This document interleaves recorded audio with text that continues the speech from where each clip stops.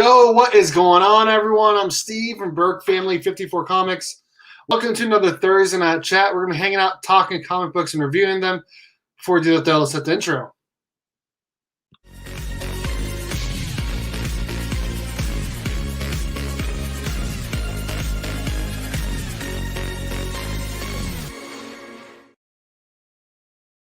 Okay, I'm Steve from Burke Family 54 Comics. Like I said, got lots of awesome people joining me tonight to talk about comic books and review them. First up, we got Dave from Mark Spector Comics.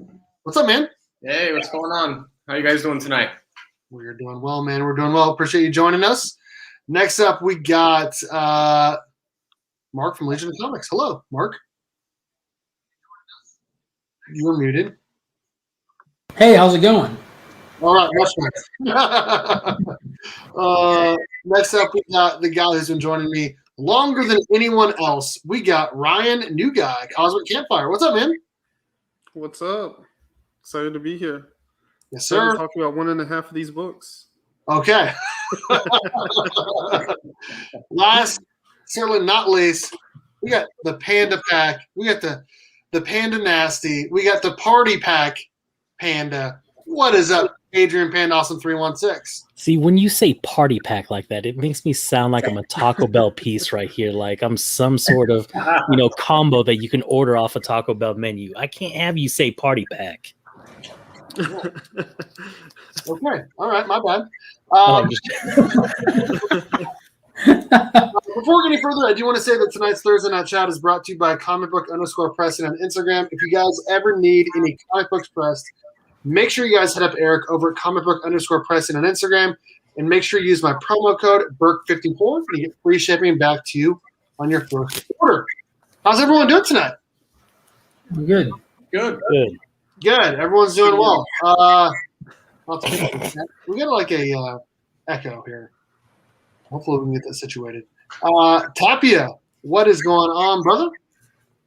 Mars Comics, hello. Finally, the Thursday Night Chat. I feel like we're running a bit late or early. I'm not even sure, Steve. Sometimes we do 8 o'clock Central, sometimes 8:30, sometimes 9. Tonight it's 8:30. So, Dude, and if you guys haven't checked out Mars's one and only video that she's put out so far, which was for the blasting and stashing, that was amazing. I love Mars. She's cool. Here we go. Mark, hashtag We Are Legion. Congrats to you, sir, on reaching 1,000 subscribers since the last time we talked to you. It's been a week since we were talking about getting you to 1K. You got there, I think, last Friday, right? Make sure you guys check them out. Can they still enter the 1K giveaway? Have you posted it yet? Talk about that. No, I haven't even posted it yet. I'm still putting it together, waiting on some stuff from some peoples who have been busy. Once I get it all organized and all that stuff, I'll post it. I'll probably do a giveaway during the actual live stream. Yeah, I'm going to actually reach out to people like you and other people in the community who've mentioned that and try to get it all organized beforehand for once. Okay. All right. Well, I got some stuff. Panda is here. Jade, what is up, dude? Good friend of mine, Burke fan member. Good friend of Panda's and everyone else. It jumped on me. Let me go back up. Dave is here, obviously. Carlito, what is up, dude? How's it going? It is always Morphin time. Classic. Always got to have that Morpher ready. Nicholas Goldshaw, what is up, dude? How's it going? You liked a whole bunch of my pictures on Instagram and commented. I appreciate that. B. Ramey, the winner of last month's Burke box. I believe his boxes showed up today. So congrats to you, sir, again on winning, and thank you so much for supporting the Burke Fan channel. War Machine Punisher, he dropped a video today. Pretty nice unboxing. You guys should check it out. Scored some grails. Dude, yeah, Ant-Man. I didn't want to say too much, but Ant-Man. Well, you scored it now. Good job. Dave got the video today, or was it today? Yeah, I was looking forward to it. Dave, was it last night? What's that? When did your video come out? Yesterday? It was this morning. This morning. Okay, I watched that. I watched War Machine Punishers. I watched Legion of Comics. I watched a whole bunch of stuff today. Paul Rogers. Hello. 9:30 real time. That's what I'm talking about. That's right. Oh boy. So I was joining the Augusta Book Exchange Facebook group, and the question before you could join the group was, why are you looking to join our Facebook group? And I wrote, because it's Morphin time. Oh shoot. So if you see that, it's me. It's Well, Amarin, what's up, dude? Hannah listens to J. Cole leaves chat. Oh shoot. Wheelchair Superhero 87, another Burke fan member. What is up, dude? Beckerman, what up, man? October 23rd is when that Fountain City Con is. So I'll be there. I think Panda's going to be there. Yep. So there we go. Mountain City, where's that? Pandaless. It's in Kansas City. It's just a small day con. the Pandaless real place. Nickelback. I'll be honest. Some Look at this photograph. Yeah, I listen to Nickelback. I have no problem saying I listen to just good songs. I don't care if it's by Nickelback, NSYNC, whoever. I like it. I don't care what anyone says. Dan, what's up, dude? How's it going? Yeah, shut up. All right.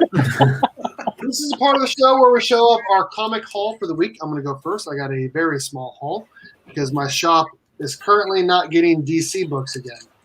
So that's why my haul is small. Hopefully we can get that situation figured out because DC is what I pull, and to not get them weekly has not been fun.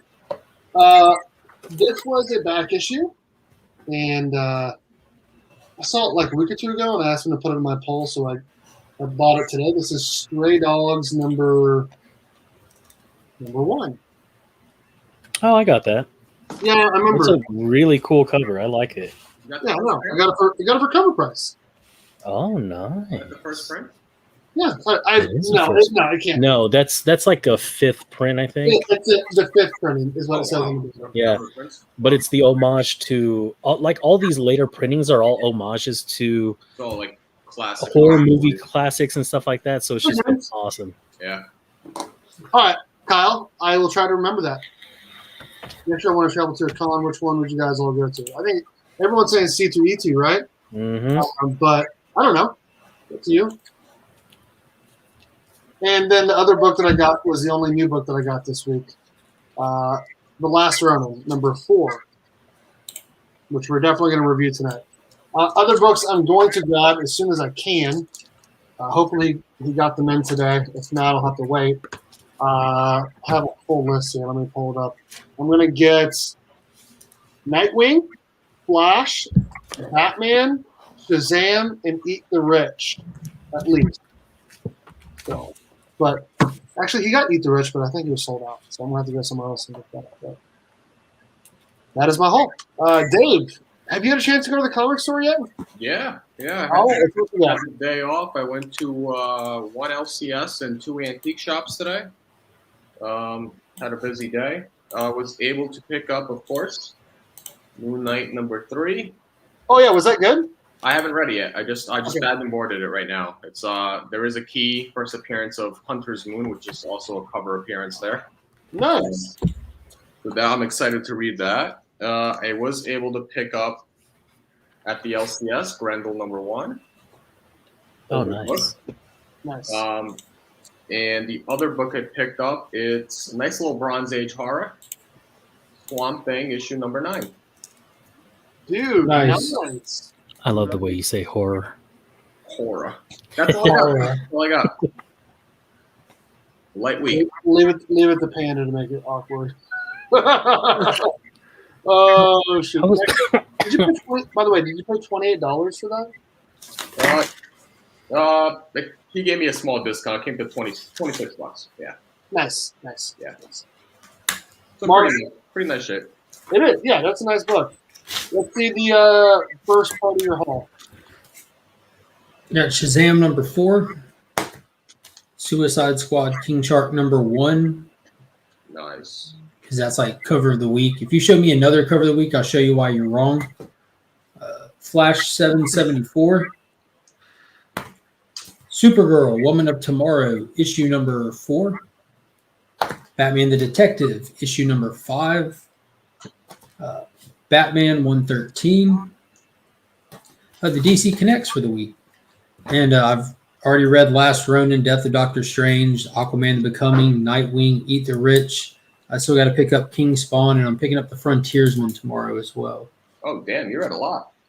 Dude, nice. I did read digitally Eat the Rich and Flash.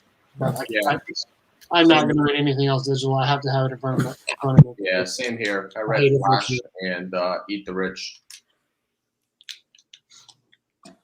Ryan. Man, it's dark. All I've read so far is Flash and Eat the Rich, and most of, I guess, probably about half of the Last Ronin. So I'll be excited to talk about those. Boom. I'm excited to talk about those too. You and I are on the same wavelength in terms of Eat the Rich. I don't know if everyone else agrees, but I think you and I are on the same wavelength on that. So we'll talk about it. And then Panda, how many covers of Last Ronin did you get for number 4? I don't want to talk about it. I don't want to talk about it. What was it? I think what, $7.99 cover price? $8.99. Oh, damn. That's for cover. That's not even for the variants. So see, I went to the shop today, and sorry to interrupt. No, you're good. I did see a 1 in 10 there, and the guy was asking 25 for it. I was like, I can't do that. Hell no, not for a 1 in 10. I can't do that. I was gonna buy it because that cover looked pretty cool. Which one was it? Was there multiple 1 in 10s? No. There's like a 1 in 10 and a 1 in 25. I can't remember what the 1 in 10 was. This was just the 1 in 10, and they were asking 25. I was like, I can't do that. Was it this one? It wasn't this one, was it? Yep. Yeah. Yeah. All right, Dave. Yeah. When you come through, this is yours, bro. Oh, there you go. Oh, dude, nice. Hell yeah, this is yours. Dude, that's nice. Yeah, that was a nice cover when I saw that. Pretty cool. Yeah. Oh, so that's one of them that I got. And I got that King Spawn, but man, that black and white with the White House and blood. House and the blood. Man, I'm telling you, like this came up. Like I bought this first at a different shop because my other shop didn't have the DC yet, which I thought this was definitely the cover of the week. But then, man, I looked at that King Spawn and I was like, ooh. What's up, Coco? That's pretty cool. Coco Love Chevy's up in here. What up, Coco? Hey, what's up, Coco? And then I also got a couple of copies of the United States of Captain America because this girl is actually the very first Filipino American to be a superhero like this. Her name is Ariel Abengagi. Agbayani. No, my uncle, his name is Bayani, so I'm just joking. It's Agbayani, and so she is actually called the campus Captain America because she's actually in college. I like that cover too. It's almost like a design variant. Yeah, and they have different ones, but I like the design variants a lot more. And so this is actually going out to a new friend of mine who I met through IG, who's also another panda. So what's up, Liz? What's up, Elias? You guys rock. Dude, awesome. Nice. So one of these is going out to them because she's also a Filipino American too. And then the other one is going to my sister because she inspires me to do great things and be better with my life because she puts me to shame. Then, of course, I got that cover A for Last Ronin. Nice. And then I got some back issues. I got that Stray Dogs #2, but it's that Evil Dead cover. Oh, yeah, that's cool. Nice. Yeah. And then I got this through the mail. The one that escaped me. I tried to claim it from Chino and Manny, but Ryan got it before me. Which one was it? Which one was that? The Power Rangers TMNT one per store for the first printing. Oh, who beat you out of it? New guy. Oh, Ryan, you have it? Yeah, he has it. Nice. So I've got other issues. I also have this Immortal Hulk #22. Oh, dude, that's a sweet cover. Oh, that is cool. Yeah, so I thought I couldn't pass this up. I also got that infamous Iron Man. This is actually the first time you see Tony Stark as the AI. I So remember that. you want to see a bigger book than that? We got. Look at that. Hey-o. Leo. Nice. Right. There's Damian Wayne. Right. So you want to see a bigger book than that? There we go. Right. Hey-o. Yeah. And it's a newsstand too. Look at that. Newsstand. Are you That's selling look. it? Huh? Are you selling any of those? No. No. And then this bad boy came in, and I am so excited about this. Oh, shit. What if Wolverine had killed the Hulk? That is so awesome. And then the biggest book that I got out of this, look at that. Sci-fi and fantasy special. This is a Street Fighter special from Udon in June of 2021. Nice. But look at that. I like the artwork that they do on those Street Fighter characters. Panda don't Me play, too. says Biggie Shack. Yeah, that's right, Biggie. What up, Bo? Did you show off your cover A for Last Ronin? I don't think you Yeah. did. Yeah, I he did. did. You Yeah. did? Okay. I even said it was a cover A. Oh, okay. I have a whole set of White Ranger helmet covers, Berg. Nice. Yeah, nice. That is Let's talk, Dan. Let's talk. I'm missing 2. I've got 3. you guys should talk it up. All right. I think it's only appropriate we start with the Last Ronin first. This has been the biggest series with the most delays. Any comic book series that everyone's been talking about since, I think, October of last year is when issue 1 came out. And it was supposed to come out in like August or September. So we're finally getting issue 4 11 months later, which is kind of stupid and ridiculous. Let's be honest. I'm impressed. That's ridiculous. Right? So I'm assuming, based off of the release schedule, we're going to get issue 5 on Christmas or No. New Year's. No. No It's way. going to be Valentine's before we even Yeah, Can you tell? hear of the release I date. thought they had already confirmed a 2022 release date. I Did thought they so, too. really? Yeah. Look it That's up. what I had heard. I'm going to look it up right now. I don't know that they gave any specifics, but I had heard that they confirmed 2022 for the final issue. I'm going to look right now. You might as well just add 5-6 months until the next one comes out. For real. Like that was way too soon. Did you say Christmas? Oh my gosh. I did say Christmas. That is only 3 months away. You're right. It's got to be at least 4 or 5. No, it's got to at least be 6. I think they're going to milk it to get as much out of it as they can. Okay, so issue Yeah, for one, suckers Parallel like me. timeline. okay, so issue 1 came out in October. When did issue 2 come out? Was it like January? No, it was like February, I think. February. So then issue 3 came out in like May, right? And then or was it? I don't even know. I don't know. April or May, something like that. So April or May, and then this issue's. So they're like on a 4 month, every 4 months basically. Steve, let me tell you about when Kevin Smith wrote comic books. Panda, you need Last Ronin 2?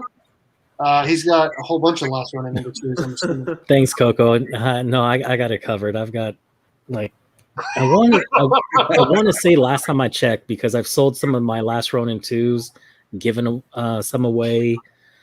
There's been a lot of giveaways that I've just thrown them in. I had 15 covers for issue 2. Now that's ridiculous. But I had 27 covers for issue 1. Not quite halfway. Yeah, that's You I know. what that's called? 72 covers. There's no way. There's a word for that, and it's called addiction. I don't know what you're talking about. I am not obsessed with the turtles I whatsoever. wish you had like the right. the MTV True Life thing right there. You think you I know, know, right? but you have no idea. No chance it's out by Christmas. They're releasing another number 1 too, with some extra stuff in it. Yeah, I think I read about that. Wait, I'm sorry. Maybe I misunderstood Coco's question. Coco, do you need an issue 2? Because I got you. That's a good one. You said right. Waiting for Christmas finishes Batman story. I mean, it was not good. Yeah, there you go. There you go. All right. I'm going to let Panda take the wheel here since he is a turtle guy. Thoughts on the Last Ronin issue 4 that came out this week by Kevin Easton and the Scorza brothers and Tom Wolfe and Ben Bishop. Yeah. I've really enjoyed this issue. If I'm just gonna cut right through it, the thing that I didn't like the most was the way that Donnie and Splinter went out. Like, very anticlimactic for as much as they're talking about how he was trying to look for the last of his family, going out to Japan, doing all that, and then you just get a death, and you don't even see like the full aftermath of it. I mean, like, there's still like arrows still coming through, and then they just have this shot of the bow, with the arrow through it, and that's just supposed to be their death. That's it. But I mean, like, they didn't go out like I thought they were gonna go. Like, especially with the way that Splinter came out when he first took out his sword. Did you see that? Three people slice those dudes' heads off. 3 people right in a row, just like that Deadpool movie. That 1, 2, 3, off with their head. And like every page you see who's Splinter, he's cutting somebody's head off. Like he's running, and that head is already popped off behind him. You know what I mean? Yes. Like Master Splinter showed out in this. But the thing I liked the way that they did this was they did it in a way like movies do. Like any of those like big score movies where they try to infiltrate, like the casino. So it reminded me a lot like Ocean's 11, where there's the narrative going on about them talking about their plan of what's going to happen, of what you're going to do. And then they keep cutting back to then and then now.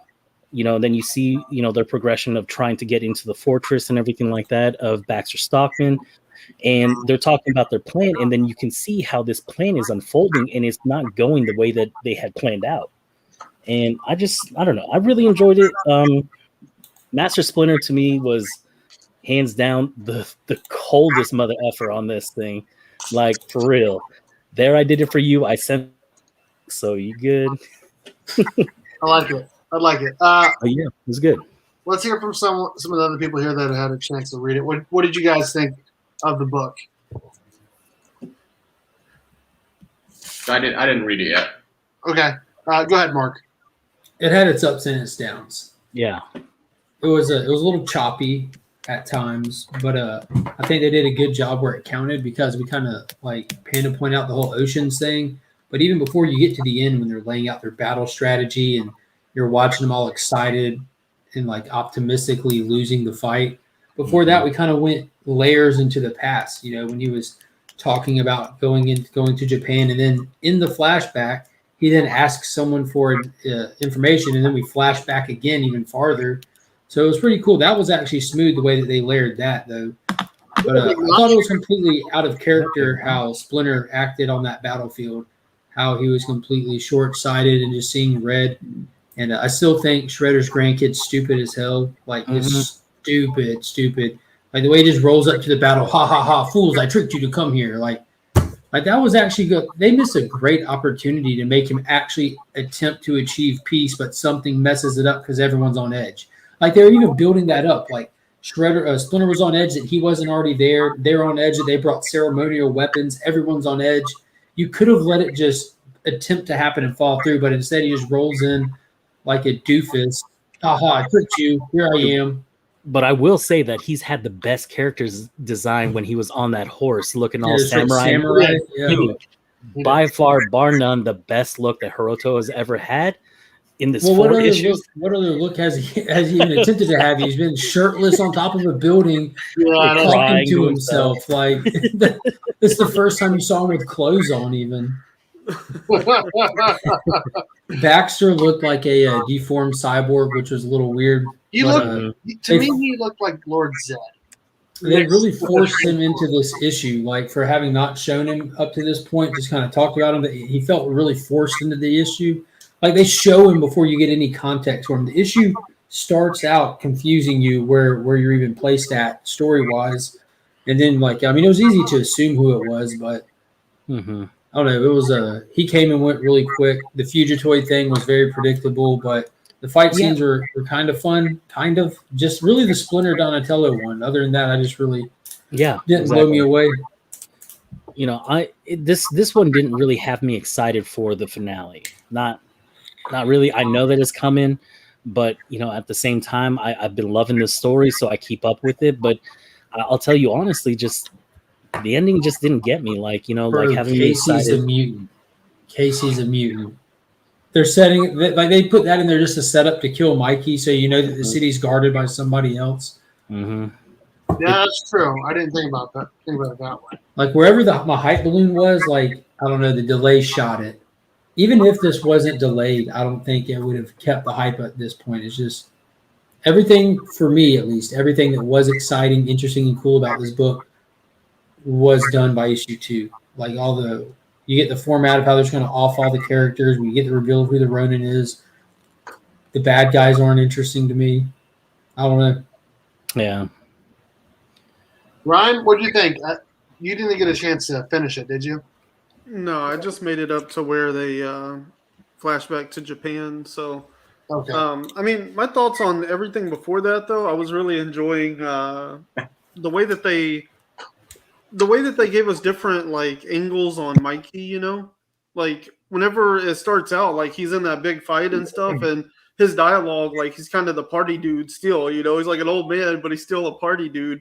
But then they like show him in the training area, you know, and there you kind of get this sense of like, yeah, he was goofy all those years, but he was still like soaking up all of that training and that information, and the way he handles himself in that fight right there shows you like, dude's a master, you know, like the party dude is just I don't want to say it's a facade, but you know, like he still like learned and trained and became an actual ninja, you know, and so I thought it was really cool the way that they played kind of both sides of his personality there in the beginning, and the way they set things up with April, who is just very difficult to look at in this book.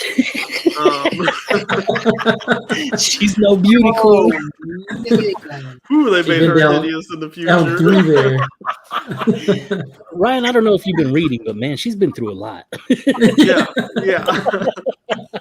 Yo, Ryan, I just you need to read the last of it, because if you're picking up on that with Mikey in the very beginning, towards the end when I was talking about when he's doing, you know, infiltrating that fortress or whatever, and they have that plan, you can really see Leo when he's talking to everybody. He's giving everybody direction. Yes. And doing his leadership roles. And I don't know if you saw in the first couple of panels, he was actually utilizing every single one of his brother's weapons except for his. Yeah. So I thought that was really cool. Man, like the character development. There's a lot of really good elements in this story. I'm a little disappointed in the delivery method of it all, though, for like being kind of like this you know, like something that should be very significant to the history of the Turtles. Like what we've gotten so far just doesn't feel like quite enough to become as legendary as it should be, you know. And so I'm a little worried we're going to get to the end and be like, oh well, this wasn't quite, you know, what we were expecting. And that's what I'm worried about too. That's why my hesitation for the excitement for issue 5 is not there, because I've got a lot of reserve for issue 5, just because I have so much high expectation that I realize it's not realistic to keep that high expectation of a book like this, especially when they're releasing it for so long. You know what I mean? Like the wait time before the next issue release. And so as hyped as I am now, like it's going to die down so much by the time issue 5 comes out that maybe when it does end, I'm going to be happy that it ended, because I don't think it's going to end as well as I think it should. You know what I mean? Yeah. Yeah, and it'll be nice to be able to go back and like read it all together instead of like in 6-month gaps, you know. Yeah, I know, right? Put it all together. Remember what happened in each issue. Like it really is, you know what I mean? Oh, yeah, just like how Mark was saying it, you know, right when the issue starts, I was confused because it said now, and I was like, okay, now. What did I just miss? You know, I had to go back and read issue 3. I was like, I'm not going to go any farther. Right. And then I read issue 3. I was like, there's nothing that, you know, that led up to this. So I was like, okay, maybe it's just a, you know. I just pushed through, and like, what is it, like 2 pages later, you get it. Like, oh, wait. But see, for me, I just didn't want to ruin anything for myself. That's why I was like, man, Yeah. maybe I missed something. How did they get to this battle already? So I went back and I read. knew that we hadn't gotten there because, for one, we saw Casey dressed like Nightwing out of the IDW universe. I'm like, that would have rang in my memory. I would have remembered Yeah, with the short hair. and all that. Catwing over here with the short wing and the glasses, and like, no. Yeah, I enjoyed this book. It is hard. It is quite hard to remember what happens in each book. We do know, like, obviously, issue 1, we get the entrance of the Last Ronin, and we figure out by the end of the book who it is, that it's Michelangelo, and we get April there. And in issue 2, we get the death of Raphael going out the way that he was always told he was going to die, by going out and doing something by himself and stupid and getting killed. Then issue 3, Casey and Leo die from the explosion. And then here in issue 4, we see how Donnie and Splinter die. But, what's interesting is it feels like this might just be speculative and just theories, but we don't actually see like a body of Leo or of Donnie. Like, Done. you know what I mean? Like, I understand why they didn't show it, but it's like, it almost feels like, man, there's a small part of me that feels like they might be able to show up here. I don't think there's a body left of Leo. He got blown up. Yeah, and with Donnie, they turned him to ash along with Master Splinter. They talked about how their ashes were right there. Gosh, damn it. Oh, jeez. Good Lord. Steve just ruined it. No. There's a person in here that's probably got a VPN. Yeah, trying to spam up this place. Yep. Okay, go ahead, Panda. Good job, actual Dracula. What's up, Tapia? What's up, Pops Attic? How's it going? Hey, what's up, Alex? Yeah. What's up, Ruby G? What's up, What up, Perry? Perry? There is something to be said for that, though, because 3 and 4 have been the issues that people have found the most flat. Like, I thought the first one was fine, the second one was good, and then the third one, like, the deaths were just so lackluster, and then here again in 4, it's like, I think that's what it was because Raphael went out the way we all thought, and man, he went out like a G. yeah. And then you get Leo and Casey, who are like, especially Casey, who's like one of the most BA people that have been, inside the comic book series with the Turtles, and he goes out like that, like in a flash, which of course, they died in a bomb, whatever. But man, they could have done something with Splinter and Donnie. Like I said, I mean, I said it before that That it was would have been a really good bounce back feel, after what happened in issue 3, but it sounds like they just kind of like brushed it under the rug again, And that's the other thing is that I would have liked to have seen, with them being in Japan and everything like that. I don't know how you guys, or if you guys know anything about Japanese funerals or anything like that, or especially with like clans that have like ninjas and stuff like that.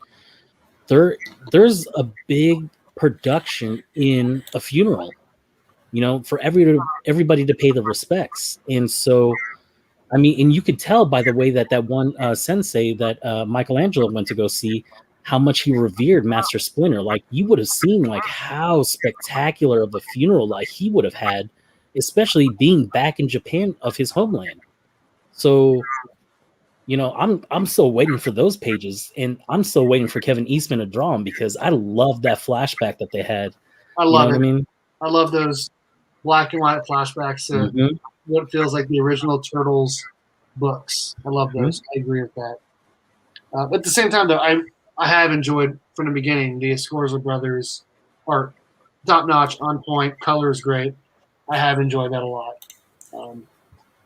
I feel like part of the reason why you're probably not as excited for issue 5 is because it's coming to a close versus like issue 1 before it came out. You're like, oh, I'm so excited to read this. I've heard so much about it. Like, you're thinking about it's like the day before Christmas, right? And then now we're on Christmas Day, and we're seeing the end of the day coming soon. And so while it's still cool, it's not as cool leading up to, and we're thinking about all the possibilities. That's the best way I can describe it, for me at least. So, but I love this story, and it's been good. And this book to me wasn't as strong as some of them, but I did really like the Donnie and Splinter fight scene. That was excellent. And I didn't like the way they went out either, but it's still a good book. Still a good book. So I don't want to overanalyze it, but I really, really enjoyed it. So, Dave, you haven't read it yet, but what do you think about our reviews so far?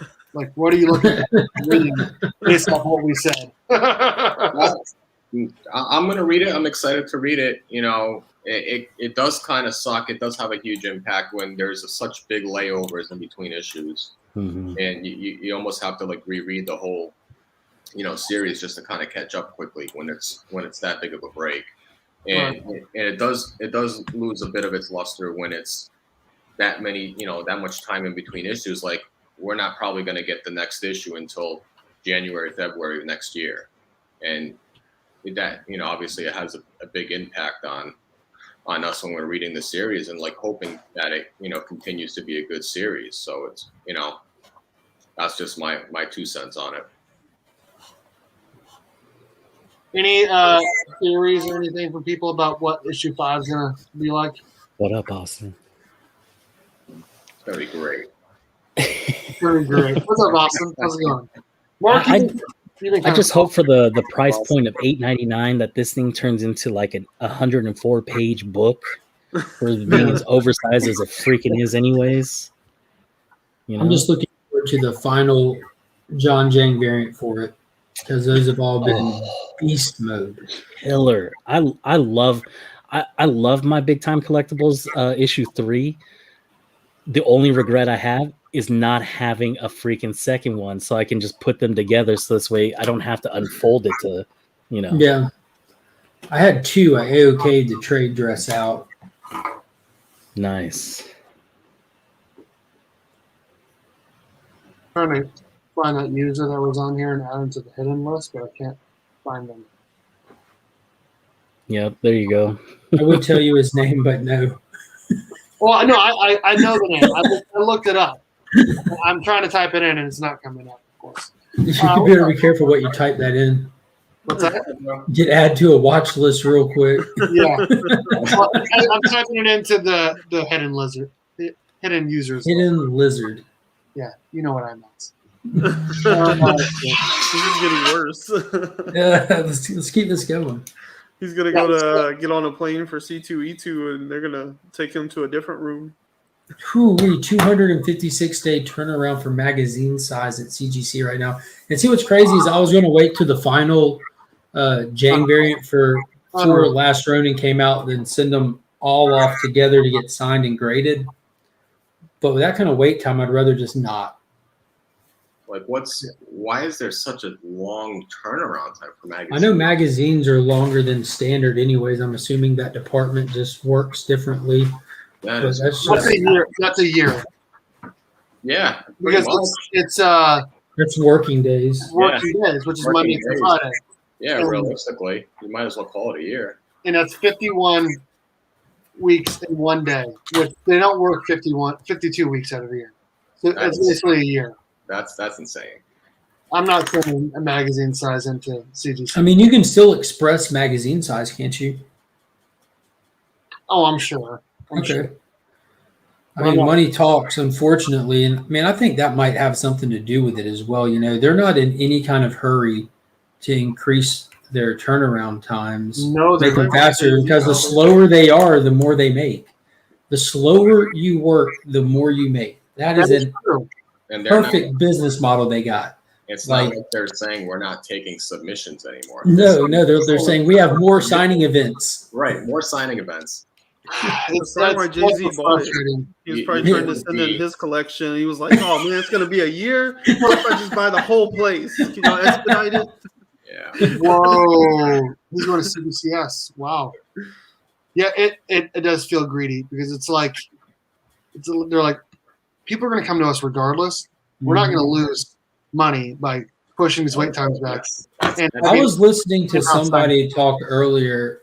I don't remember where I saw it in the chat or what, but they made the observation that if you kind of watch CGC, you can kind of gauge how healthy the comic market is. Because where CGC's at right now, there's no way they would lose money opening a second facility somewhere else where they can take in more books and move more product quicker. Even, you know what I mean? So like at their current rate, they can only make as much as they move through. You know what I mean? Like we're only processing this much. But if we can process at the same speed another facility that's locked up full of stuff, that's doubling our money. So if you see CGC open a secondary facility, they've analyzed the market and they've determined that that's a safe investment, and that's kind of a good sign that the market is strong. But when you're looking at a market that's in a current bubble from a global pandemic that helped fuel it as well, and they're backed up like this and they've made no adjustments to improve or increase their productivity, they're fine staying where they're at, that's not necessarily a bad thing, but that's not a good sign either. Well, I think they're also waiting on direction too from Blackstone, what they're going to be doing next, because they're going to be the financial backing going forward. Yeah. But I do expect them to open up a second facility. You wouldn't think facility, that. Right? They bought another facility, right? Yeah, probably just to keep our mail until they receive it. No, their website says they're now opening submissions delivered August 9th. That's not that bad. No, that's not bad, really. That's not bad at all. 6 weeks. So, wow. Yeah, I see what Coco's saying. CBCS is working on a magazine slab as well. They've been in the works for a couple months. They should have had that done like years ago, but I'm glad they're finally getting to it because there's so much. Yeah, according to Last Ronin and TMNT and magazine that people want to get graded, and all these black label books too. CGC is the only option. CGC is literally the only option. Yep. And on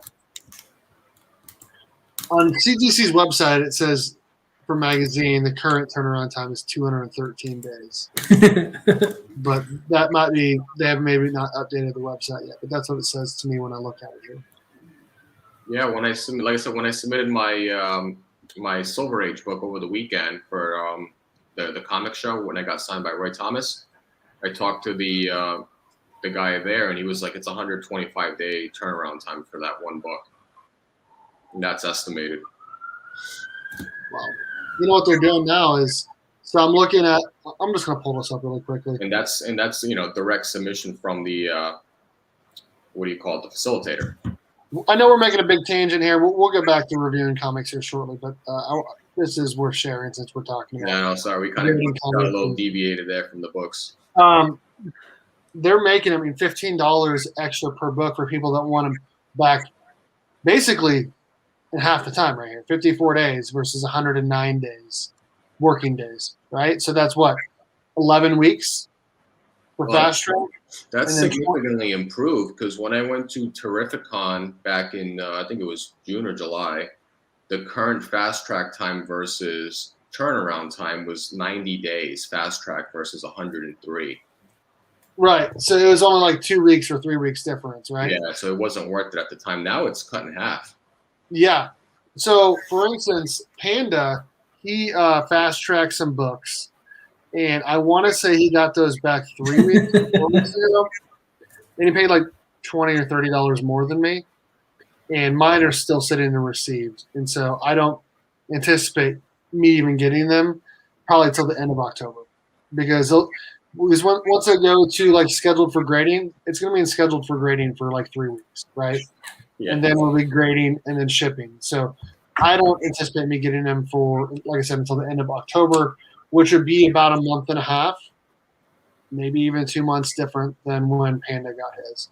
So they're making it, we're like, okay, if you want your books back quick, you have to pay that Fast Track. Otherwise, just. And that Fast Track isn't even that fast. No. No, that's, 54 days, that's 11 weeks. That's even that, I don't believe that. I don't believe that for a second that it's 54 days. No. Yeah, I don't believe that either. So, let's see here. And I've seen people like Comic Man Andy getting quick turnaround times, but it happens with some people's stuff. Yeah. I don't think that they have any. I don't think that they have a very clear, precise method to what they unbox the mail that comes to them. Like I seriously don't think for a second that especially as much as they have, is well organized. I mean, it might be well organized, but not. It isn't a perfect system they got going. Yeah, like how does it take 6 to 8 weeks to open up a package that's sitting there in the facility? It was CBCS, right, Becker? Not CGC. Let me know which one it is, CGC or CBCS. I want to say it's CBCS. Like, can someone explain that to me? When you send a package, it takes probably a few days to get to the facility. How does it take them 6 to 8 weeks to open up that package? Because it goes on a shelf, and they continue working on whatever they've already opened. They keep going to that room and grabbing what they think is the next book that arrived. Then they take it and open it and grade it and come back and forth, and it takes them that long because there's that much mail to get to your package. That's and then there's some probably little intern in there moving all of it around, looking for stuff that has express written on it, or signing of it written all over the outside of the box, just shuffling it around, getting it out of order. So those ones that take these everywhere. Yeah, those ones that take the astronomical amount of times is where that intern or whoever put something back in the wrong place or dropped something behind a shelf and it just sits there for who knows how long. For Pepe Sylvia. Oh, Pepe.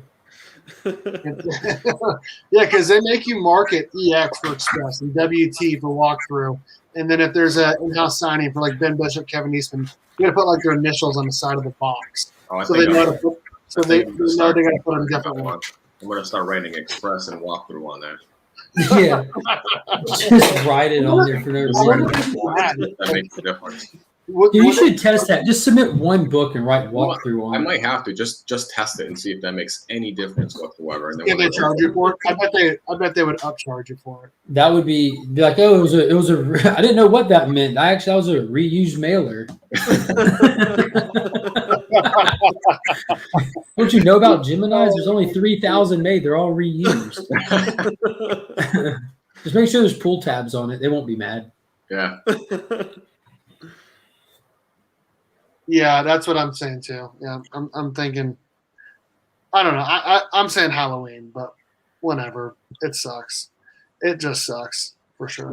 Mark, that would be, or Dave, that would be an awesome video. Write WTF on it.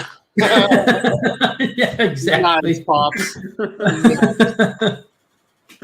By the time I get my books back, I won't even be home to open them. Yeah. That's why I'm like, I want to send in.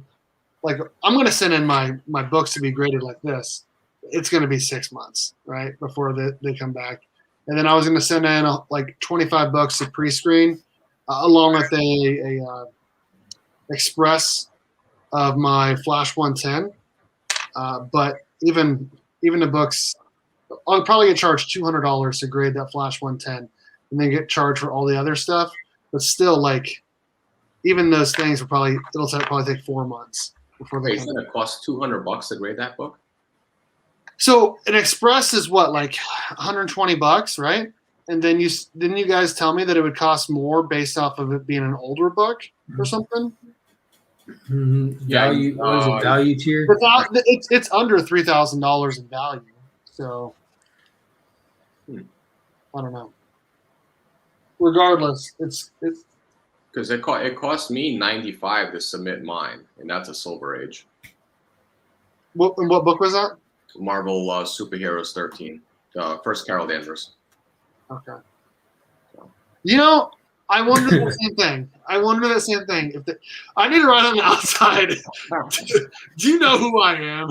See, Tyler's got a valid point. You can do like the little 2-day walkthrough with CBCS. This is honestly a good time for you to try CBCS. Yeah. Just to see what you think of them. Like, I know you haven't done it yet because all your stuff is CGC, but if you send enough to CBCS, it'll look nice and balanced. One row CGC, one row CBCS. It's like, yeah, their 2-day service is about 9 days turnaround time. I want to see Ryan try it. Ryan's just right down the road from CBCS. He could just walk over there and hand him some books. Aren't they just over in Dallas? Yeah, isn't it just like an hour away? No.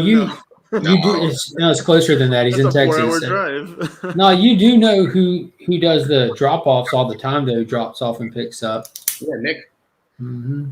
Nick does it, yeah, and I know she all the time. too. Like legit 2 days, just drops it off and comes right back after he like plays basketball or something. Like, here's your books. He drops them off, goes plays basketball, does a little work for Chip, and comes back at the end of the day. Mhm. Oh, I mean, shit. honestly, Dallas might be as close to me as it is to you. Uh, I will say this: when I went to Houston a while ago, I want to say it took like 9 hours to get to like Dallas, and it took like 3 hours to get from Dallas to Houston, which it should only take like an hour, hour and a half. But it because of the traffic, it was bumper to bumper forever, and I hated it. Hated it. Let's see here. $40 a grade. My signed first Spider Gwen. Got it shipped back to me in 8 days from when I checked it out. Wow. yeah, and you don't even need a membership, like a subscription tier or anything. You can just send them. Oh yeah, and also their cases are better. That is, yeah, Their cases are better than they used to be. That is true. They're better than CGC no, cases. they're better than, I agree. You guys They're think better so? than CGC. No, I'm not like giving you my opinion. I'm just telling you a fact real quick. Like what's the purpose of the case? Like what's the primary function of the case? To be durable and protect the book, right? Okay. Yes, but it should also not make it like I've seen the new cases and they're a lot nicer than they used to be. I still feel like the plastic that holds it is kind of dull looking. Like it's not shiny looking like a CGC case, in my opinion. I want everything to pop. And it They're just they're crystal clear. They're not shiny. They're made to see through. no, you know what I mean. If you put them next to each other, the plastic is not as transparent or whatever. I think they are better. They're better cases. You don't get that wiggle effect that you get with CGC because No Newton rings. They're Newton rings, and their cases are superior. They're only The only thing, yeah, no white box. That label could be more vibrant, label but sucks. Let's be honest. yeah, the label sucks. But It's the flat overall colored and no case box. is better. Mhm. Yeah, I don't have any Newton rings in my Berkfield variant, but it's because what they did is they made it so that the inside case moves around. Oh, that was nice of them. That's how they solved their Newton ring problem, right? Yeah. Yeah. Well, I actually saw a video where a guy had a case. I think it was the first appearance of Bishop, maybe, and it was one of those cases that shake around and actually dislodged the cover. I don't know if he was just sitting there shaking it to see what it would do or something, but he said he shipped it to someone and it was attached, and by the time it got to him, the cover detached from just the shaking on the inside. Oh, jeez. Wow. Well, maybe I'll try it. I probably won't. I'll be honest. I'm probably not. Well, we'll see. I have some books that I want to send in that have been signed, but I know that costs a lot more to do that too. Do you take some of those 616 variants you get that you don't pay for because there's channel sponsors, send 2 or 3 of them into CBCS just to try it out? It's not expensive. And then just They're put them in a Burke box. and put them in a Burke box. Yeah. It's They only It's charge not- $25 for a signature. that's the signature verification. Yeah, that's it. But I'm saying like that way you can actually try it out firsthand. You can hold it in your hand, see what it looks like, and actually have a purpose for it. You get a video for content, you get to put it into the Burke box. I think Ryan said he's going to go next door over to CBCS for all of us and drop off everyone's books over there. There you go. Nice. Oh, shoot. Yeah, I don't know. I have a ton of those new CBCS cases as well. I've submitted both. I tend to buy more CGC books than I do submit them myself, even though it's cheaper to submit them. I just have a ton of stuff I would like to send, but it's just not the time to send stuff in for your PC. Like I know like resellers are like dominating CGC right now, trying to rush stuff in and express it so they can get it back on the market. But for someone like me that I'm just doing it for my PC, there's no reason for me to send my books to sit that long in a box with pressure on them. Like it makes no sense. And getting stuff cleaned and pressed before you send it, like that can wear off. Like that doesn't necessarily hold. I mean, when you get something pressed, you need to get it slabbed ASAP. That's You don't true. need it to wait months before they open it. So I don't know. What's going on? Yeah, I have seen books that were pressed beforehand and sent there, and they've been waiting so long that the press actually, Yeah, starts it comes back up. Yeah, it's unfortunate. Wow. I didn't even think about that, honestly. Didn't even think about that. You know what I should do is I should get a CGC person on, because I see a whole bunch of CGC people like being on other people's channels. I need to get one on my channel and ask them these questions about why should people choose them over CBCS when, like you guys were saying, you can get them back in 2 weeks. Well, you already know the answer. I mean, you know enough about it that it's personal preference as well as profit margin. I want to hear them say it. I want to hear them say it. You know what I mean? So no, you don't. No. I don't need to hear them say it. Okay, all right. But I'll watch it anyways. Hashtag Burt fam. Well, thank you. I appreciate that, Mark. And I'll tell you what, you're coming up here. You're about 3 weeks away from I want my red tank top. to that red tank top, man. You're 3 weeks away from that red tank top. So CGC only likes certain questions from what I hear. Mm-hmm. They will want all your questions ahead of time and extra ones they don't like. Really? You know who won't do that? You guess who won't? Steve Borak won't do that. I'm going to have to ask Karate Kevin about that because Karate Kevin has interviewed them. So, what you do is you give them the questions they want to hear and answer ahead of time, and then you do it on the spot. Yeah, we're canceling this guy's CGC subscription. Yeah. That's when you just set up a different one under the name Matches Malone, and you're good to go. Oh, shit. Where did Panda go? Is he still here? He's just sitting in the background, just like.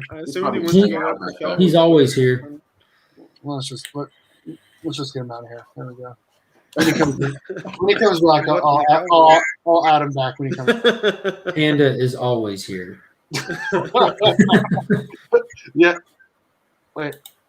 Yes. Where is it? Hold on. I messed this up. There we go. There we go. Hold on. Yes. Yes. Oh man. Oh, shit. Amazing. Well, we'll see when he comes back. We'll see. Oh shit. I mean, it's probably. I need to do it though. Well, I need to do it. Get some more viewers up here on the channel. Maybe he's DMing Maggie. Maggie.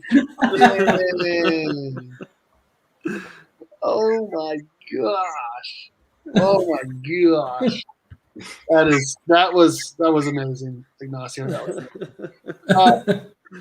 Okay, all right. So consensus. What grade would you guys give this book? We got super off track. We're still talking about that? Just go to the next one, Steve. I can't believe you remembered what we were talking about. That we were talking about this magazine size. They talked about how CGC's magazine size books got pushed back, and then we started talking about CGC.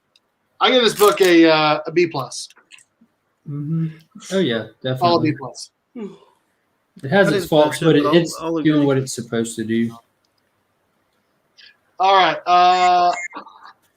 Let me know if you need anything, Ryan. There you go. Okay, so you guys want to talk about Flash next or Eat the Rich next? Either one's fine. Did everyone get a chance to read Eat the Rich? Mm-hmm. Yep. Let's do it. Let's talk about Eat the Rich then. Ryan, what's up, Rob? Fat Sacks, another Burke fan member. I'll let you lead off here with Eat the Rich #2. What did you think about it and all of that? I enjoyed this one more than the first one. It's still kind of it's still kind of simmering for me. It's not like blowing my mind, but the one thing, the one thing that I thought that she says hi, Tyler. Oh, amazing. Yeah, I didn't just say what's up. I said, what's up? Oh, I'm sorry. I said, what's up? Oh, shit. All right. Go ahead, Ryan. Thanks, Ryan. You could let this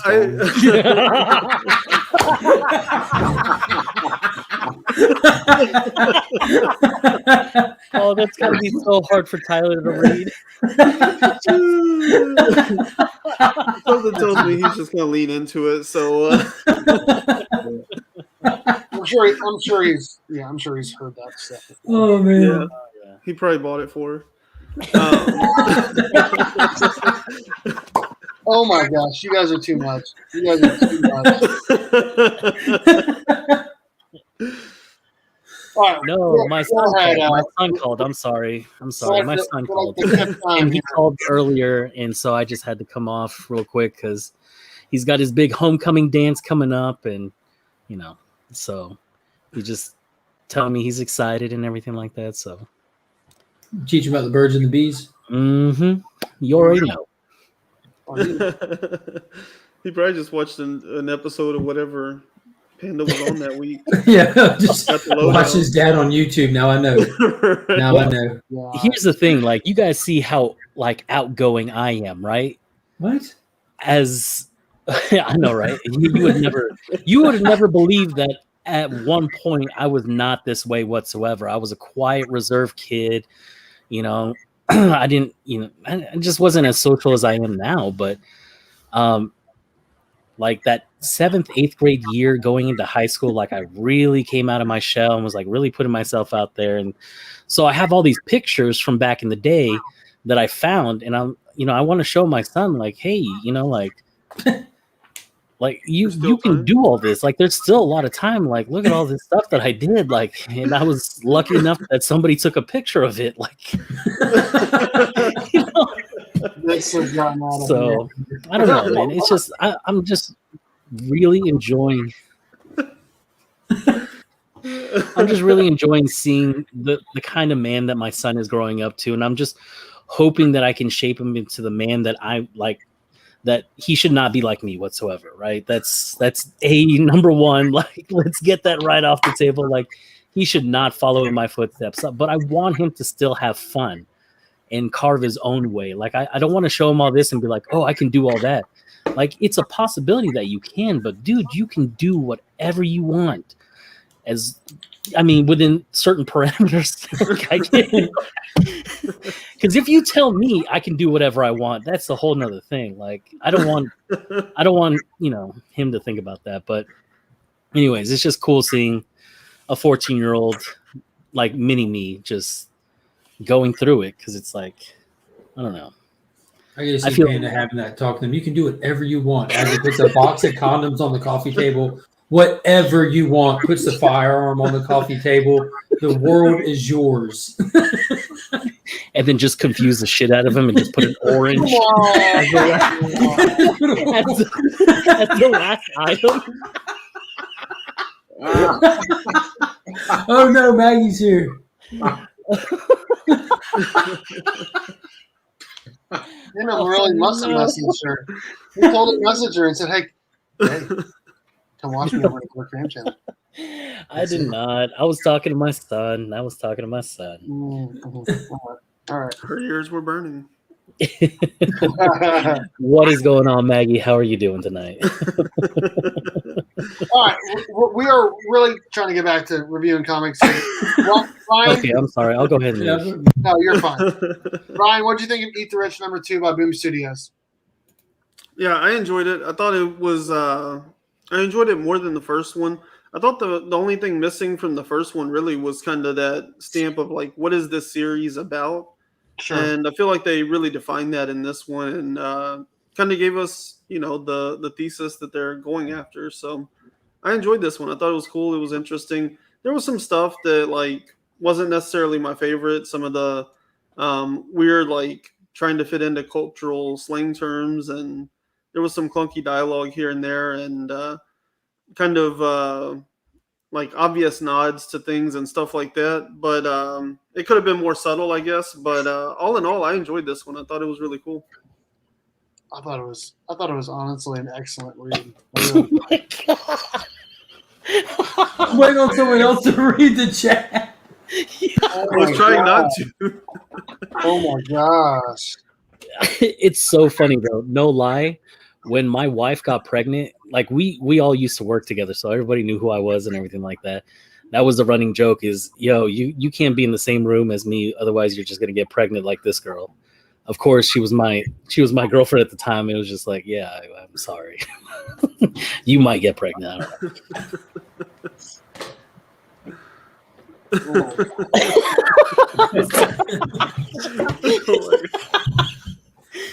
I don't know why I don't do this on my own channel. Like I should just do that. I'm sorry, Bert. Eat the Rich was great. Eat the Rich was okay. There it is. It wasn't as great as I just said. It was just okay. Dave, what did you think? He'll talk himself into an A minus. And somehow I still end up with an F. And then by the next issue. What's up, Dave? How's it going, man? I don't know. I thought it was decent. It wasn't anything like mind blowing or anything like that. I was kind of expecting a little more. The second issue, you know, they obviously talked a little bit about the medication.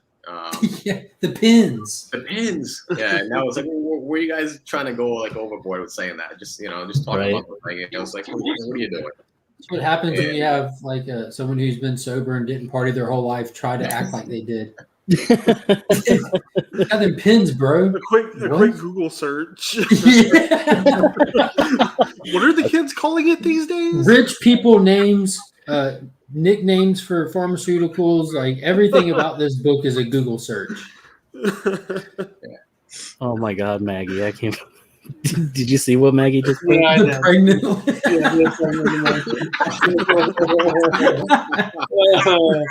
Oh my god. Oh, man. Man, that's No, funny. So we figured out like why the people would be okay with what's happening there, but we haven't figured out why those people do it, right? Yes, we have, like indefinitely. Because the rich people prey on the sick, the dying, the needy, and they literally buy them for their sick, twisted games instead of giving them cash for their medical bills or to save their son or whatever it is. They say, you can come be a slave with us or a mistress for us, and we'll give you what you need to survive, not live in pain or die. And in the end of your life, we get to eat you. It's But straightforward. why do they want to eat them? Because they're It's a rich. retirement party. It's They're a retirement rich, party. man. But why? What's their motive? And I think that's something. I think that's something we're going to get to here. Yeah, well, if Okay, so they can that's- either that's go, the they whole can either thing, go right? supernatural and do like they did in that movie that Hoarders Hide knows what I'm talking about, like where it's a supernatural necessity to play these twisted games that only they know, or this book's going to be ridiculously on the nose and it's just going to be a social commentary book like it's starting out to be, where it's just like rich people are bad and this is why. Those are the two options. See, I don't see it that way though. Go ahead. Man, I do. I see it. I see it like how rich people are just so bored that they're just trying to find the line to step over again and just see what they can keep getting away with. And here's just another thing. And now it's escalated to the point now where they're actually killing and eating people. They may not even like the taste of it. They're just doing it because of the thrill. Like, what thrills you if you have everything? What's going to thrill you next? Right? What they did in this book, for me, they established that like these people understand, like the people that are taking these deals understand what they're getting into. And so it's not really a question of they're not observing this from the perspective of like what is the moral right and wrong here. Everybody in here, there's so many shades of gray across the board here. Mm-hmm. What they've done is they've stripped it down to the system that allows this to happen. Because that's the thing, like Jeffrey Epstein could have slept with any woman he wanted, but the law said he couldn't sleep with young girls. So it became a game of like, how can I get these young girls, and how will this society and this culture protect me? And the thing is, like, morally, we can completely understand like what he did was wrong, but under the letter of the law, the system is what protected him. Enough money will isolate you from any problems. Yeah, and I think that's what this book is observing, is that, there's this whole other world that they live in, and that there's a system at play here that's being utilized. And I think this is more of a commentary on the system than it is on the actual people within that system. Well, we'll see. We haven't seen these people in a system yet. We've only seen them isolated on their own. But like I said, to sum up exactly what you said, if we don't go supernatural, it's just rich people bad. To sum it up, I think it's like that's a gross understatement of it. But Yeah, there's rich and abusive. They're Yeah, but cannibals that happen to have the financial means to support their lifestyle. That's Yeah. how I feel. That's exactly how I feel the book is like. yeah. But Yeah, it's to me, interesting. like it's not Right. demonizing. It's not demonizing the rich people. It's demonizing the system. That's the difference. Like Well, I think we it's more haven't of a gotten any commentary system on in the it yet, system. though. But we haven't But that gotten is to the a point. system. Well, that's the real life Every system, but in context of this outside book, of like we haven't killing gotten and that. eating somebody, everything they've done is legal. Paying somebody's medical bills is not illegal. If they want to give this woman that, because you're also not like demonizing the doctors. I mean, they made it very clear she has access to doctors that people with regular money never have access to. So those doctors have the skills to help all the poor people in the world, but they would rather take the rich people's money and pick and choose what clients. So why aren't you demonizing the doctors in the same way that you're demonizing the rich people Because or I the don't see girl why that you took would the money to assume that a live? doctor would have any idea who their money's coming from when you have somebody coming in with an insurance card or payment. It's like the rich people are driving there in their limo and walking in there and saying, "Hey, this is my money. This is your patient." You're sending people More to the than likely. doctor. And there's one guy there who he's not even the person they're helping. He's there to help his grandson with chemotherapy wherever he is. So they're not wasting their rich person time to go and oversee these things. They're just sending money to do it. No, I mean, I definitely think these doctors know who is footing the bill on a lot of these treatments. I don't know. It would I be highly interesting doubt to that see how far this that they kid was make it. just going They to a make it regular reach. doctor for his chemo treatment. I'm sure he was going to this guy's private doctor that's being paid straight out of his pocket.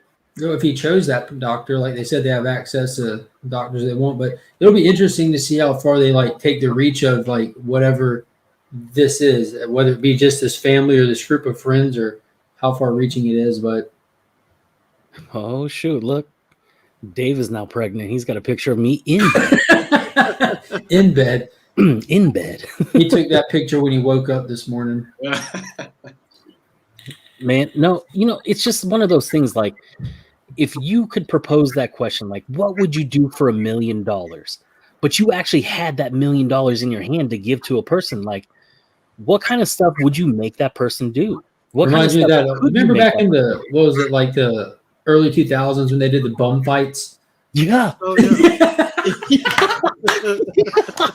That's what this is. It's bum fights, but with rich people. That's how I found Kimbo Slice, was watching bum fights, and then it was like, okay, what other Street Fighters are there and stuff like that, and then Yeah, you Kimbo found was the Kimbo man. Slice. Yeah, Kimbo was the man. I agree with Ignacio. We're giving them some good source material for issue 3. So I think you guys are making the comic even better than it is. Yeah. I agree. I think Ryan's commentary on it was better than the actual book was. Yeah. Because he was Yeah. extrapolating 97% of what he said was not in the book. Right, But like, Ryan should write his own version of it because it would be better than this garbage. And it's Dude, not if you- garbage, I'd say that, but it was a smooth read in all sincerity. It was a smooth read. It was an interesting read. There were some awesome artistic choices they made, some very subtle stuff, like when she's sneaking through a house and everything, and there's a painting of the family on the wall. Like 7 pages later, you come back and that painting is different, and it's like, is that a Yeah. perspective thing? Was it really changed?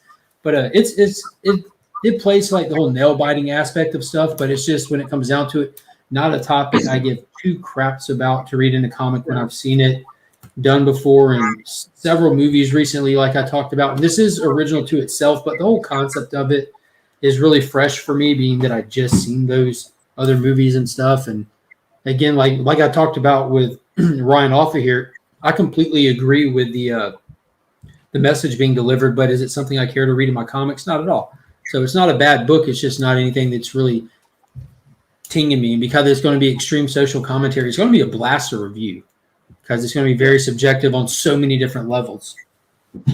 Yeah. Yeah, I will say, like, one thing that kind of annoyed me, like, I like the artwork and the art style, but one thing that kind of annoyed me was, like, well, some of the elements, like, that note she found with Aster's name, like, how many times did it change sizes? Like, there were panels where it, like, took up the whole thing, and other times it looked like just a little note with his name. But there was a lot of pages that are, like, 6 panels. And that works great, like in a kid's book or, Firepower when you're moving at lightning speed. it kind of takes away from like the slower pacing of what I would expect from this. Whenever it's just like 6 very like tall panels on a page instead of doing like 9 panels. Yeah. Do you know if this is going to be a mini series or if it's supposed to be ongoing? Yeah, I I was have just no going to ask the idea. same thing. If it was going to be a mini series. I hope it isn't going to be ongoing. I hope they have like a specific amount of This issues. story wrapped doesn't up seem in. like it could last more than 12 issues if they make it No, into not that even. Yeah, long. if they you know really what I mean? push it, give us 6 Yeah. and be done. Yeah, I was going to say 5 Yeah, or I was 6. gonna say I'm pretty sure this is like a 5-issue series. Yeah. I mean, it's been good enough for me so far, but yeah, I really don't know if I'll stick around. Yeah, I more only than see up to 5 or it's gonna be issues. way too Yeah. drawn out.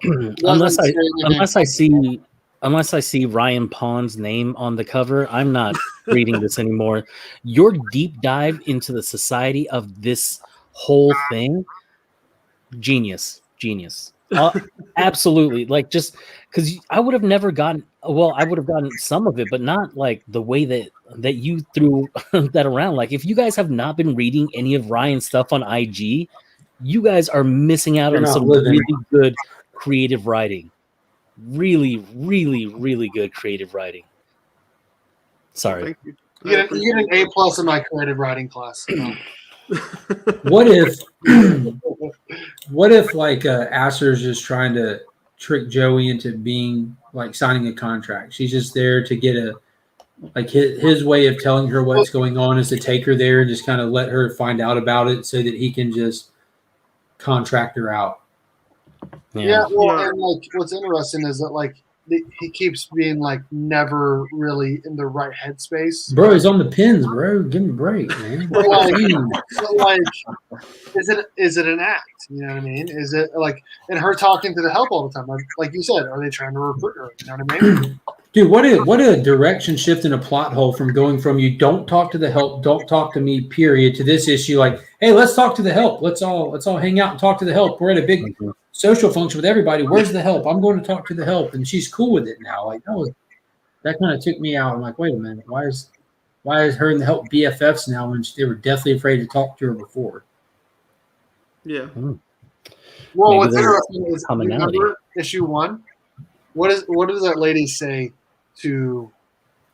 What is her girl's name? What's her girl's name in the book? The main girl, Joey. Joey. Joey. She literally says in issue 1, and this might be a foreshadow. Oh God, they're going to eat you alive. Because she wants to like not let someone take her stuff. Like, oh, I can get it. I can take it to my own room, And Oh yeah. you're like, you don't ever say that to the help. They're there for a reason. Yeah, I agree with Coco on this one because we have like the whole cannibal family going on in Joker right now too with the Sampsons. Oh But yeah. You're right. they're more savage though. I mean, they've got money. They've got Oprah money because they built their own wing in Arkham just for their one relative and stuff. And Yeah, that's true. I forgot about that. Yeah, I agree with Mark's dad. I'm looking for the Reader's Digest condensed version of Ryan's words. so, Ryan, if you could just put all those into one book, a book of shorts, and then just Substack $4.99 a month, and just call it. Come on, don't put it on Substack because I want to be able to buy it. I know, right? And then you can get Austin to do the cover for you. There you go. Make it a hardback and sell that. There you go. There you go. Yeah. Hey. I think Ignacio left, but We're talking about Eat the Rich number 2, and we're deciding whether it's good or not. I think the consensus is that it's an interesting book, but it's not something super original, and it's not going to last very long. But I think we all agree that it was an interesting issue. 1 and 2. Oh yeah, it's definitely interesting. I just hope that they, and I mentioned this too. I hope they didn't show their hand. I'm sure there's definitely more to come, but I hope that wasn't the biggest of the reveal in issue 2. Like just laying out because like I mentioned before, that's what's so cool about Nice House is we don't know. We're going through this whole book not knowing. Yeah. So that'd have been cool to go through this like that. It would have added to the suspense, and we could have had a suspenseful book the whole ride through. But if they laid out that main premise and the rest of it is just like watching it fall into place, that would be a little letdown for me and my taste in this style of book. Yeah, it'll just turn into a serial drama at that point. Yeah. And yeah, Chris, that Oprah money ain't nothing to play with. I think the mystery they left us with here is like, does Aster know, that they're cannibals and all of that? Oh, he totally knows. He knows. So, and then they tease with his mom or his stepmom or whatever at the end there. So I'm assuming the next issue they're going to let us know if Aster is in on this or not, and then kind of like drag us into her stuff. No, they're not going to let us know if Aster's in until issue 5. Yeah, is my guess. That's going to be the big thing with this series will be Aster and his role in this. I think what the mom wants to talk about is Joey finding the engagement ring. The mom doesn't know that Joey knows anything about what they're really doing. That's just a false cliffhanger. They're blowing smoke. She knows that she was creeping around downstairs. She saw her walk back upstairs. So, oh no, she found the big surprise. Yeah. The mom's trying to bond with her on some level, some weird rich lady level. I don't know what her name is, like Celestial or whatever weird rich Google name that they came up with. Joanne. Yeah, Joanne. But that's my guess. She's going to talk about the engagement. Well, that does make sense. They're trying to throw you a curveball when it's really just fastball. Yeah, I honestly think that Austin's right. It's going to be as to where Aster's been in on this, and the only reason why he's saying that he wants to save face is because he's going to take up the mantle that his dad is at. So he's now going to be the patriarch of the family, and he needs somebody by his side, like his stepmom, that's going to be okay with all this. And so it's going to be a hesitation at 4. And then at 5, it's going to be an acceptance. And then you're going to see last panel, you're going to see them both holding hands as they're both chewing on a piece of, I don't know, thigh bone or something. I don't know. That's what you think's going to happen. Yeah. Okay. Well, we'll see. I'm excited. I'm not super excited. Like, I'm interested to read the rest of it. Yeah. Dave, you got anything else? I think it's an interesting book, but it does have a lot of flaws to it as well. Which isn't this the writer's first comic? I feel like that's kind of showing quite a bit, especially in this issue. Okay. I'll read issue 3 and see where it goes. I thought it was just okay. Yeah.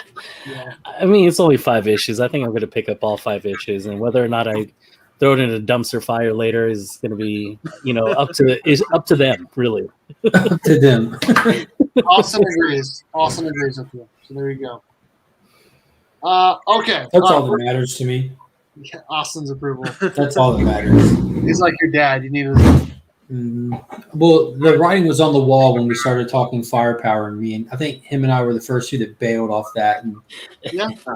Yeah. I actually asked my LCS owner for a copy of 15 because I didn't get it. Why? If you're still enjoying it, you're still enjoying it. Yeah, I'll read it. Yeah, and I'm going to keep giving you crap for it. That's fine. Oh, no, I'm just joking. I stopped at issue, 12? I'll keep giving you crap for buying 10 Last Ronin books. Well,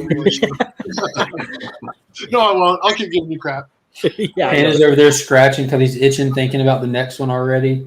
Yeah. What is issue 5 going to look like? Come on, baby. How many? No. Yeah, that's actually a hard one to choose between the 2, to be honest with you. Because like I said, it wasn't bad. It was just meh. But so was the Last Ronin 4. It was just meh. I thought the Last Ronin 4 was better, but I also like the story better. And it's there was watching Splinter decapitate an army. That was worth it. But then watching him act outside himself like an idiot and get his son and himself killed, that wasn't worth watching. Yeah, Right. I agree with that. Is that a character? Well, and what's interesting is that's what that guy said. How do we know that that's actually what happened? Because he didn't actually see that's what happened. Because there's only 1 issue left, and we don't have much reason to assume it didn't. I'm just saying. I'm just playing devil's advocate. It's way too much to unpack. It's been where they like retcon the first 4 issues. It's been decades. Remember, Mikey walked around in that land for years and years trying to come to terms with the loss of everything, Mhm. Sure. That's true. Okay, we're going to move on to our last book of the night, Flash 774. By, I think it's Jeremy Adams, isn't it? Yeah. Sure. I've been letting other people go first for theirs, and I'm going to go first tonight for this one because You're a dick. He bailed. Because Hit obviously and run. I'm a big Wally West fan, big Flash fan, and this series is about Wally right now. If you guys didn't read Infinite Frontier, we're not going to get anything on Barry until 2022. And so this is obviously about Wally. It's been about Wally the last couple issues. And as a father of a daughter, this one hit me in the feels. You know what I mean? He's supposed to be going to a daddy-daughter dance, and obviously things never go the way they're supposed to go in a superhero comic book. Something happens. They got to go take care of it. They do it together. You know, I don't know. It just really hit me in the feels, the whole book. It's not like it was a great issue or anything. Like it wasn't award winning. It's one of those books where you don't have to read anything up to that or plan on reading anything after that and pick it up and still enjoy the book. But if you're looking for like a whole bunch of just lightning, a whole bunch of flash running around, this book doesn't have that. This book does not have that. It's more of a regular story about people figuring out ways to be heroes and enjoy the moments that you have with your family and your children. So this book hit me in the feels. It wasn't amazing, but I really enjoyed it. Like I said, as a father of a daughter, which the whole book is about Wally West and his daughter, Irene. So, what do you guys got to add to that? I thought it was good. Shut up. I mean, comparing it like this plus the other two books we've talked about tonight, this was definitely like the most cohesive, well-constructed book. Sure. It was still kind of a meh issue. Like, I really wasn't impressed by anything in it necessarily. It was kind of lame that like every bit of action kind of took place off page. Like, I thought that was kind of annoying. And the premise itself reminds me of like some of those issues that we got after Williamson's run ended, but like before Future State, you know, where it was like all those like little like one-off like cheapo setups that feel very like old school, and like the villain has this master plan to like rob from the terrific place, but like never once thought he might encounter the Flash. Like he seemed to completely caught off guard that the Flash showed up, and I was Why just would he like, assume he would though? Well, he doesn't know who the Flash is, right? Yeah, Like, he hasn't revealed himself. So he just started setting up shop there. Remember? No, I don't know. I don't think I read the last issue. Oh yeah, he just set up shop there. But it seems like if he knows where the terrific factory place is, like he's an ex-employee. ex-employee. You know the Flash is in that area? Not in this situation, because Barry's been off and gone. Wally just got there like 2 issues ago. You know what I mean? Like just got there. So it's actually there would have been a vacuum there, you know, for Metas. And this is an ex-employee, so it probably would have been ripe for the picking kind of scenario. Okay, so that helps a little bit, but yeah, I mean, it still just feels like a classic, like one-off issue kind of thing. It, like I said, like it was well constructed. It was a comic book that was well put together. The story itself just wasn't really up my alley. Okay, so Ryan doesn't like father-daughter moments. Okay, anyone else? Mark, what do you think, bud? All right, so I enjoyed this as a single issue story enjoyment. Now, looking at it from behind the scenes, it makes a ton of sense. So we're into a new era of the Flash here, new writer. We're bringing Wally back. So we had a lot we had to deal with first. We had to address Wally's past, which they did in epic fashion with that really fun, lighthearted, and ending on such a dynamic, emotional banger moment with addressing heroes in crisis. So we cleared up the wreckage of the past. Now moving forward, we identify who Wally is for new readers and where he's at now for current readers. We identify his setup, his home, his job, how he's going to come and go and be a hero in the last issue. We identify with how human he still is and how much how stable he is with how he handled Heatwave. And now we're getting to see how he is with his kids as a father, specifically with his daughter. So this is a classic format reintroduction for new readers, as well as getting in pace with what's going on in your bigger continuity. They don't have room to do other bigger things right now, and they have to introduce this character properly and roll them out for the people that have jumped on this new run with Wally or whatever. But it absolutely makes sense format-wise. So I would expect to see the next issue to kind of be a softer issue, single contain something with Jai, because we need to see how he operates with Jai, and then maybe even one after that, possibly one after that that focuses on his wife. before we start moving into bigger story elements. Yeah, and so if you've been reading any of Titans Rebirth or Heroes in Crisis or Flash War or what was it called? The Wally West story. Flash forward, Forward. fantastic. The whole thing, like from the beginning, since Wally West came back, the very first thing he said was that he was looking for his family and his wife, his kids.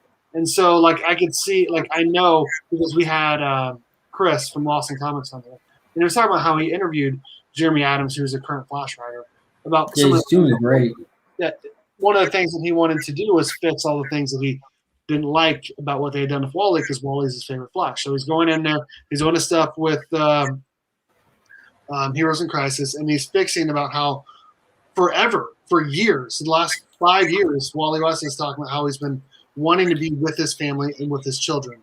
And now he's finally with them. Now let's play with that. Let's see him with his kids. Let's see them actually have these moments together that he's been missing for years. So it definitely feels like they've been building. He's doing that to pay off of a lot of the things that he was talking about. Yeah, That's how I feel. I think it was definitely solid, and there is a bigger story, obviously, like looming and coming. You know what I mean? With the spear finally touched down. Like they've been teasing that since the start of the run, and we've been checking in on it. Even with we even saw it like pass by Green Lanterns in some book not long ago. Yep. But it actually touched down. So, and I do know what's coming in a few issues from now. There's going to be a really big villain that's going to be hitting his title. Who is it? Eclipso is going to be popping up in his title real Okay. soon.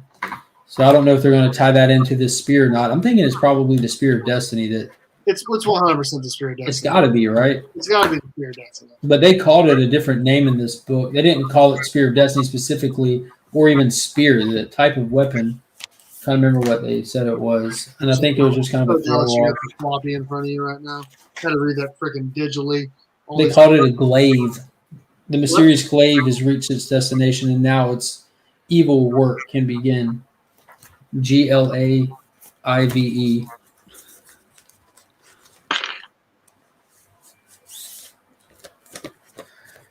Yep.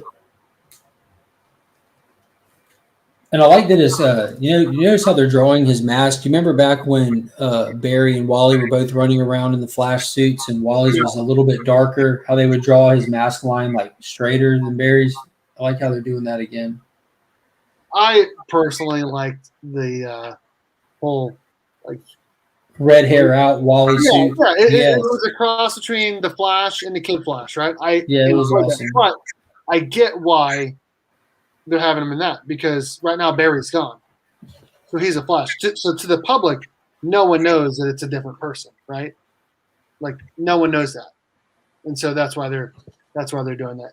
But I'm not a big fan of it. Like I said, I prefer the other suit, but I get it because he's worn that suit. He wore it for 20 plus years, you know. So, hey, we got a $5 super chat. Thank you so much, Dan from Blue Hellion Comics. Make sure you guys check him out.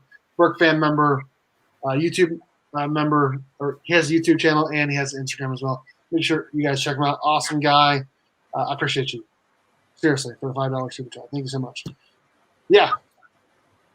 I don't know. Like I said, I like the suit, but I like the other suit better. So, but it was a good issue. Ryan, you got anything else you want to say about this book? I know, Dave, you haven't had a chance to read it, have you? No, I read it.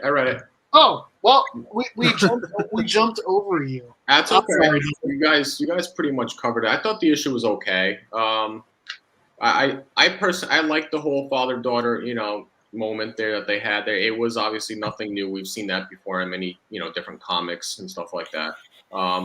I like the villain in there, the Nightmare. That was pretty cool. Yeah. I enjoyed that. He steals your dreams and stuff like that. That was something cool. I wasn't familiar with the character. But nobody was. Oh, was that a first appearance or something? Yeah. Oh, okay. Yeah. I thought it was pretty cool. I did like the character from a villain standpoint. I did like how it reset the whole Wally West going forward, and what we should expect, as somebody just newly introduced to the character, what we should expect going forward. So I've enjoyed what this writer's done so far for the series. I think we've all enjoyed what he's done. It's like I don't know. It's different, right? It's different than Williamson, you know, and definitely way different than I don't even know who the guy's name was. Kevin Shinnick, I think, who wrote those 2 issues right before Future State. How about the daughter putting on the hat? Yeah, that was pretty cool. And you see like these teddy bears and all sorts of stuff. Yeah. It looked like Cammy from Street Fighter almost was in there. Yeah. I thought that was cute. I Yeah. thought that was really cute, especially as a father. I'm seeing all the things my daughter likes. She would totally have stuff like that. She'd probably have Toothless from How to Train Your A Dragon. panda bear with a donut for a body, right? Yeah. There you I go. pulled it up, but I don't have a copy of it in front of me. So I thought that was cute. I thought it was cool for sure. Good issue. What Good issue. I'm looking was forward. the issue that ended with him getting barbecued soup? Was that the last issue? I have no idea. I didn't read the last issue. I don't think it was that. Probably a couple issues prior. I don't know. Yeah, that was the last one I read, so I guess I missed at least 1, maybe 2. He like figured out all the problems for Mr. Terrific's people, and then they let him go home early, and he went and picked up barbecue, supposedly. I'm looking forward to going forward for sure. I think that was the last issue, Ryan. Hmm? I'm pretty sure that was the last issue. That was the last issue? I believe so. Oh, okay. So maybe I am caught up then. Yeah. You see how they're just kind of like highlighting different areas of his life, like where he worked, a day in the life of Flash kind of thing. Now his family. What do you guys want to review next week? Something that's killing the children, I'm assuming, is what we're probably going to review, right? Yep. Should we review Superman Son of Kal-El 3? Yep. Are you going to read it, Panda? Yeah, I will. Okay. All right. Tom Taylor crushing it. Yeah, I need to go to my LCS and grab 1 and 2. I've got so many copies of 1. I went full Panda on that. You did. And I'm sending you another one, too. I appreciate it a lot, man. I really do. When you said like, you knew all the stuff about him, I'm like, oh, well, I don't know anything about this. Also. Yeah, Alan Qua is awesome. That's another one of those artists that I just kind of watch for their variants. What about Berserker 5? Should we talk about that next week? That'd be cool. All right. That's been a fun guilty pleasure one, you know. It's nothing too extravagant, but they're always fun, man. They're really fun. They are. And I want to hear you guys talk about Department of Truth next week. Happily. I'm not going to read it, but I want you guys to tell me about it. Oh, in all sincerity, I probably won't have that one read by Thursday night. I'll read it. Yeah, that's always. I haven't been reading the last few issues, but I'll definitely read it this week. That's one of those ones that, like as Panda would put it, it's a wordy book. Yeah. But I really appreciate that, and it's easily in my top 3 to 5 favorite books to read every month. But I don't rush through that one. If I don't have time to sit down and enjoy it, I don't even start it because there's so much to unpack in each issue. And this is the end of the second story arc, so there's supposed to be big stuff that ties back into even the first story arc with Cole and the Starface guy and stuff. So I'm really excited for it. There we go. So we're going to do Berserker. We're going to do Something That's Killing Children. We're going to do Superman Son of Kal-El. And they're going to tell us a little bit about Department of Truth. Yeah, Okay. it's a big indie week. Yeah, absolutely. Oh, look at you reading indies. I know, right? TMNT comes out too, but Crossover comes back. I know that series really dropped the ball, but I am excited to see what direction they're going to take it. And I'm like the opposite of a Donny Cates fan, but I'm just kind of holding out hope. Did you read number 7? Maybe if Colin Bunn continues to write it, it'll be good. Did you read number 7? Me? Yeah. Yeah, it was like the best issue out of the whole thing. The only one Donny Cates didn't write. It was light years better than the rest of it. Chip Zdarsky knocked it out of the park, man. Oh, did I say Colin Bunn? I meant Chip. Yeah, we knew what you meant. Yeah. It was good. Yeah, maybe he should continue and let Donnie write on something else. Send Donnie back to Venom. Yeah. He killed it. I get Not in the sense of like he just absolutely smashed it, like he killed that series. Now it's going off to somebody else. Like he remember- really killed it. Mark telling me about how good issue 1 was, so I finally bought it. I wasn't going to, and I thought Issue 1 was good. Yeah. I didn't think it was that good. I thought issue 2 was good, and then now after issue 2 I thought it was bad. And I kept picking it up until issue 6. Yeah, I'll tell you what, that issue 6 was off the reservation good though. Like issue 6 was everything that they should have done sooner, Sure, but it doesn't justify the first 5 I though. didn't think it was that good. I thought issue 2, 6, 1, and then everything else is trash. 3, 4, and 5. Now, if Donnie can like lean into like the concept that he started playing with his properties, with the God Country and the killbacks and all that being the big reveals, if he can lean into the bigger properties that more people who are reading this, like a general audience, can get the same enjoyment from, he would be onto something, because no one really messes with those properties on that level. So he's making kind of like a very limited audience to really get the full enjoyment of the book. Supposedly, I had told you guys this. Supposedly, Donny Cates and Ryan Segman wanted to do a 3-year Dylan Brock Venom run, and Please tell me they were denied. Marvel shut it down, though. Marvel shut it down. They said Yeah. no. Thank God. I guess that ends the spec on Dylan. No. Well, supposedly they brought him in as a consultant for Venom number 2, Oh, jeez.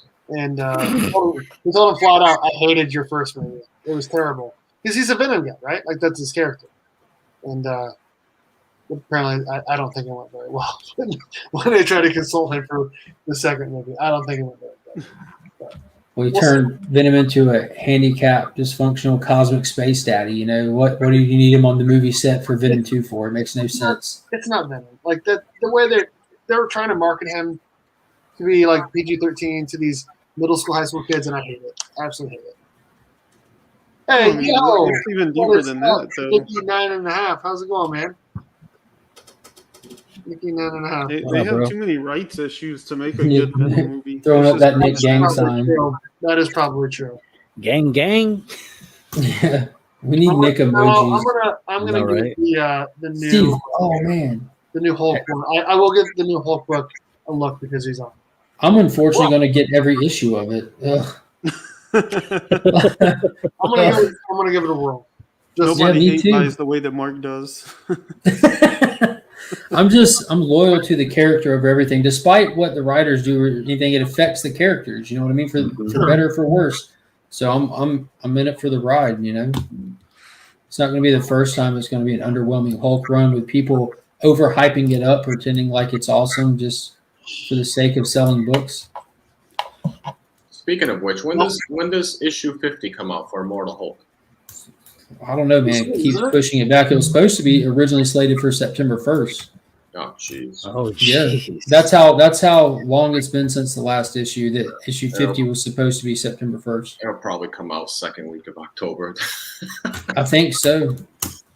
so what? The last one is 49, right? Yeah. Yeah, Okay, so it's not next week. Let me look here. it'll probably be October. I'm guessing second week in October, like Dave said. I'm looking. Hold on. And I have no reason to assume Dave is right other than Yeah, I you're trust right. his eyes. October 13th. See it? Is it really? Yes. As of right now. Dave's just too ripped to argue with. Jeez. Dave is pretty. I saw him wearing that Knicks Kicks and Comics shirt on his video. I'm like, why did he order a small? And then I realized that's not a small shirt. It's a medium. Medium. He's just a big dude. All right. Well, I appreciate everyone for coming on tonight. We had an absolutely awesome time. We're going to talk about what we got going on our channels coming up here, hit up the sponsors, and then we'll get out of here. Dave, what do you got going on your channel coming up over the next? I got a few things I picked up recently. I have some of the books I picked up from my comic show over the weekend. I have to make a video on that. I did drop a video this morning. A couple of CGC books I picked up on an online auction site. If you haven't seen that already, check that out. That's about it. Okay. Mark, you doing your community hangout tomorrow? I am looking forward to it. I'll be watching it, hopefully at work. Yeah, me too. Well, I'll probably get on my way to work. I'm not gonna get on at all. After that fiasco last Friday, I am not getting on at all. And just hop on. I like to get on and just like mute myself so I can like hear them live, and then I can unmute real quick and add like a little comment, and then That's perfect. And I got a Doom Patrol thumbnail for it this week because Doom Patrol Season 3 started today and the first 3 episodes dropped. Oh, cool. And that first episode was really just putting the bow on the big finale from last season. And I watched that one, so I'm looking forward to over the next few days catching 2 and 3. Titans today was so good. Dude, Stargirl this week was good. Titans was super good. Doom Patrol started out great, and What If sucked. What If? Oh my god! Yeah, it was so trash. What If was terrible this week. Oh my god! Is Doom Patrol also on HBO? Yeah, HBO Max. Nice. I gotta watch that. Super Max. That's what they should have called that because it is one of the most R-rated shows I've ever seen in my life. Nice. But yeah, What If was terrible this week. Ryan, what do you got going on your channel? I'm sorry, Dave. I don't know. No channel plans at the moment. I have a story coming out tomorrow, though. Nice. I can't wait. I'm sorry. Yeah, I have that, and I don't know. There's a lot going on right now. A lot changing and evolving, and so we'll see what the near future holds. Panda Paradise. I am going to be watching Legion of Comics tomorrow, and then I'm going to be reading the excerpt from Ryan's story, and then I'm going to watch some of Mark's stuff and hopefully comment on how beautiful he looked in Nick's Kicks and Comics shirt. And then It really did. I think I'm going to go ahead and do a Sunday mail call and hangout. Nice. Oh, cool. Yeah. So we're gonna do that. We're gonna tailgate before Mark's at week's end. I love doing that because I'm already at the computer and I can just go wake up my wife and then just go ahead and just watch Mark and Ryan and Chris and all my friends, and so it's just awesome. But yeah, your CGC submission. You saw the Paw Patrol movie, Steve? I did. Yeah, it wasn't bad, was it? Honestly, it was a cute movie. It was. Like for stuff that you have to sit through with your kids, that was a win. That was a serious win. Yeah, it was. I enjoyed it, and It especially was no Snyder cut, but no. But especially as a parent of a daughter, with obviously there's a the wiener dog. Yeah, a wiener dog girl that. As a wiener dog owner, I approve. You know what I mean? Yeah, it was good. It was. I enjoyed it, and I liked how they, like. This is gonna sound weird because it's about a dog, but they humanize like the lead character. What's his name? Chase. Yeah, Chase. I loved what they did with that character in that movie. Did you see it, Dave? No, my wife took the little guy to go watch it. I was at work that day. Dodge that bullet. It's good, dude. It's good. I probably would have liked it. Yeah, it wasn't bad at all, man. Like I said, that was Finn's first theater experience ever. Really? Yeah, because like he was young when COVID started. It's been like. Okay, yeah, that's right. Was he 5 years old now? No, my main man's about to be 4 in November. So he's only 3 right now? Yeah, we just beat him if he doesn't act smart. So he's really. I thought you said he was 4 already. My bad. All right. Yeah, I thought he was. So you're raising him right. Yeah. No, we just. Ryan, did you like it? What, Paw Patrol? I haven't seen it. Don't lie to us. Why would I lie? Well, It'd be a strange thing to lie about, wouldn't it? Right? No, my house is full of Miraculous, Ladybug, and Cat Yeah. Noir. Dude, Oh Finn my loves God. that thing too. Is that dubbed? That's dubbed, right? Yeah, That's it's not a French show. okay. I was wondering why is the soundtrack always off? Yeah. And then Finn came up to me speaking French one day. I'm like, what? He's like, I'm du fromage. I'm like, what? nice. Like my daughter, she likes Paw Patrol, but like she doesn't seek it out. But you know, if it comes on or somebody puts it on, like she'll sit down and watch it, but she's never really asked for it. And she'll recognize it on like kids' backpacks and stuff. Mhm. It's like, oh, it's Chase, it's Chase. I'm gonna have a CDC submission. I might do a live stream and maybe do another video. I don't know. What about the idea of people in the community coming together to do like group submissions and cutting the cost of throwing that express book in there? No, the CGC submission I'm doing is my Berkshire. Not talking about this one specifically. I'm just saying in general. You know what I mean? Because I think- everybody has a handful of books and not necessarily 25. You know what I mean? Sure. Because that's a big cost. And then if people three-way split that one express book, you need to throw in there with it to really cut the line. You know, that helps in overall. Yeah, I can see that. Or the person that actually wants to express a book, they can just pay that, right? And then everyone else can pay for their own stuff. I don't know. Maybe, Don't maybe complicate not. it. Yeah, don't overthink it, Steve. Okay. Just cut the That's cost. my job. Yeah. Tonight's Thursday Night Chat is brought to you by comic_book_press on Instagram. If you guys ever need any books pressed, make sure you guys hit up Eric over at comic_book_press on Instagram and use my promo code BURK54. Get free shipping back to you on your first order. A link to his page is in the description of all of my videos. Thank you to the 616comics.com for sponsoring the monthly Burk Box. If you guys ever need any comic books, make sure you guys check them out over at the 616comics.com. They have awesome exclusive variants and awesome comic books and ratios and statues and more. Thank you also to the channel members. Who wants to read all these names? Nobody. Thanks everybody who's a channel member. Thank you to Oh, there everyone I in the am. pyramid tier there. Thank you everyone in the friend tier there. Say my name. I want my name said. Joke's on them. You should just read the friend tier. Well, Thanks. Yeah, just read the friend tier from here on out. There you go. If they get sick of Shout out, hearing they it, got they it can upgrade or low grade. but no, Dave, Mark Spector Comics, Mark Legion Comics, Panda Awesome 316 are all family tier members, and Ryan, new guy. There it is. Yeah.